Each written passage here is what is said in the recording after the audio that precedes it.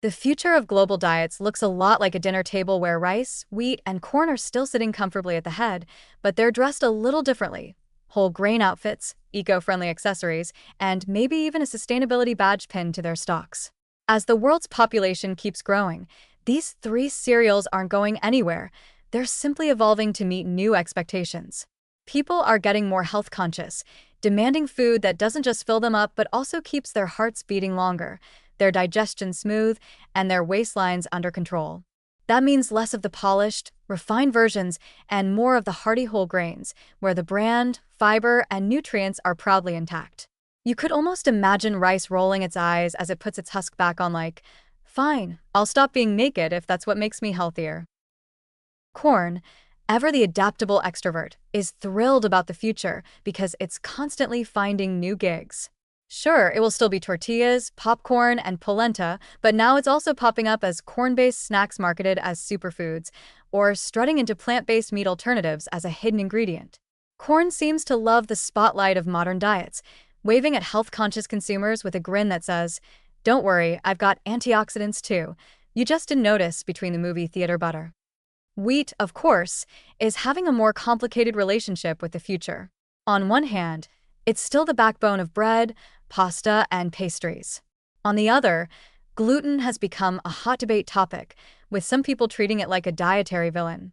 Yet wheat is reinventing itself too, showing up as whole grain sourdoughs, ancient wheat varieties like spelt, and even gluten-free blends when it feels like shape-shifting. Wheat is basically the drama queen who keeps reinventing its brand, insisting, "Don't cancel me. I've been feeding civilizations for 10,000 years." Rice, meanwhile, has the quiet confidence of a global superstar. Its role is shifting toward healthier forms: brown rice, black rice, red rice, all carrying more nutrients than the polished white version. Rice is the one reminding everyone that variety is the spice of life, and it's not just the bland sidekick to curry anymore. In the future, rice might even become the champion of climate-smart farming, with new low-water and methane-reducing varieties proving that it can feed billions without cooking the planet. Imagine rice in a superhero cape, flying over paddies and saying, "Don't worry, Earth, I've got this." The fun part is watching how these three cereals might team up in the future.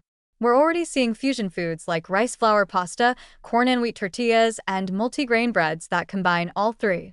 It's as if they've formed a band and are touring the world together, each bringing its own flavor, texture, and nutrition to the performance. They're no longer confined to the regions where they were first domesticated. They're global travelers, speaking every cuisine's language fluently. In the bigger picture, the future of diets will depend heavily on making these cereals sustainable. Farmers will need to grow them with less water, fewer chemicals, and smarter methods to feed billions without wrecking the environment. And because they're so deeply tied to culture and identity, people will keep adapting their favorite dishes, just in healthier, greener, and sometimes quirkier ways.